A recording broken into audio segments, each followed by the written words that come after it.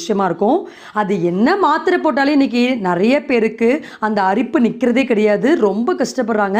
So அவங்களுக்கான ஒரு ஸ்பெஷலைஸ்டான information தான் இந்த அரிப்பு. எதனால் ஏற்பட்ட அரிப்பாக இருந்தாலும் பரவாயில்ல, அதாவது தோலில் ஏற்படக்கூடிய அலர்ஜி, ரேஷஸ், ரெட் கலராக இருக்கக்கூடிய ஸ்கேலிங்ஸாக இருக்கட்டும், இல்லைனா இரிட்டேஷனாக இருக்கட்டும், பூச்சிக்கடின்னு சொல்லக்கூடிய விஷப்பூச்சிகள்னால் ஏற்பட்டக்கூடிய அரிப்பு, அதே மாதிரி டெர்மடைட்டிஸ்ன்னு சொல்லக்கூடிய தோல் நோயினால் வந்தக்கூடிய அரிப்பு, எக்ஸீமா, படை சோரி, படர்தாமரைன்னு சொல்லக்கூடிய ரிங்வார்ம்ஸ்னால் வரக்கூடிய அரிப்பு, ஸ்கேபீஸ், செலுலைட்டிஸ் போன்ற எந்த விதமான நோயாக, ஆட்டோ இம்யூன் டிசார்டர்னு சொல்லக்கூடிய லூப்பஸ்னால் வரக்கூடிய அரிப்பாக இருந்தாலும் சரி, இப்போ நாம் சொல்லித்தரக்கூடிய இந்த விஷயங்கள்னால நிச்சயமாக மாத்திரை மருந்திலிருந்து இதை கம்ப்ளீட்டாக ஸ்டாப் பண்ண முடியும். சரி, ஓகே.